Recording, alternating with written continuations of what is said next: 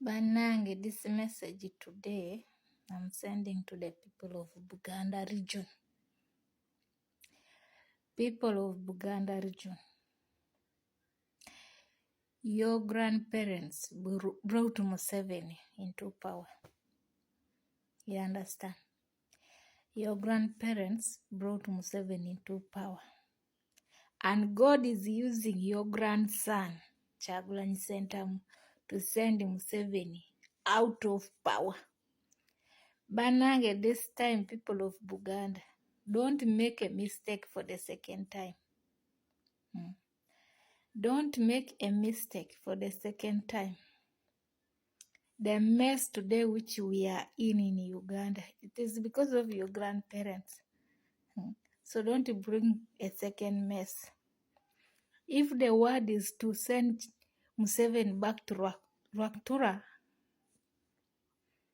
let us all come together.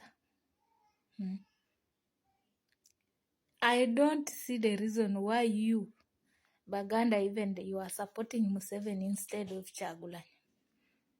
If you were wise people from Central Region, this time every door to door, Museveni yellow could not even exist in Buganda region. Because Kyagulanyi is your grandson. Every door would be painted red. Bananga Baganda, temukola nsobi yakubiri bambi tubegayiridde. Don't make a second mistake, people from Buganda region. See the way people are stealing land from your what? From your kingdom, from your land. Today, people of Buganda, someone even they grab from that place and someone comes, have bought this place and they demolish the area. Kwegamba, it would be better for you even to start, like, you would be even praising Kyagulanyi. Temukola nsobi yakubiri Abaganda. Bajjajja bammwe, they betrayed Obote to bring Museveni into power. This time, don't betray Kyagulanyi. Ntimanya amazima temugaagala gakaawa. Naye obw'olumu tujja googera. Museveni even killed people from Luwero, but you people from Buganda, your grandparents accused Obote. Kati neera Museveni azeemu batugumbula. Kati mugenda kunenyani. Kati mutandise okwekwasa.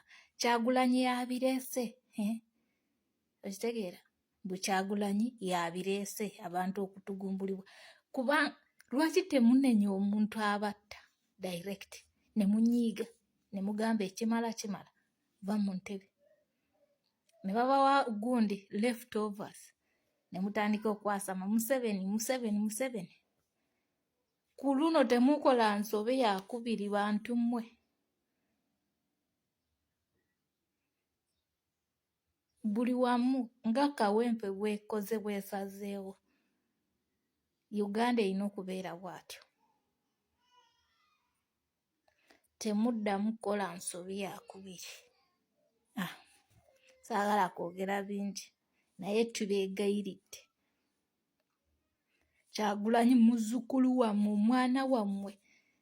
Obote kale tugambe nti Obote mwamulyamu olukwe kubanga munoozana. Kati tulabe ku Kyagulanyi. Museveni yajja mu gundi. He came into power when Kyagulanyi was 4 years. Muzzukulu wammwe.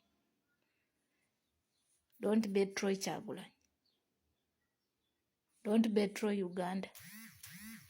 Tuli mu meesi eno olw'okuba ebyo. Just a small thing. Leftovers. Tetukolerera leftovers. We are working for hot food, not leftovers. Baganda, wake up. Know the meaning of unity. Know the meaning of fighting together. Value, respect, and trust. Temuddamu kola nsobi yakubiri nga bajjajja bammwe.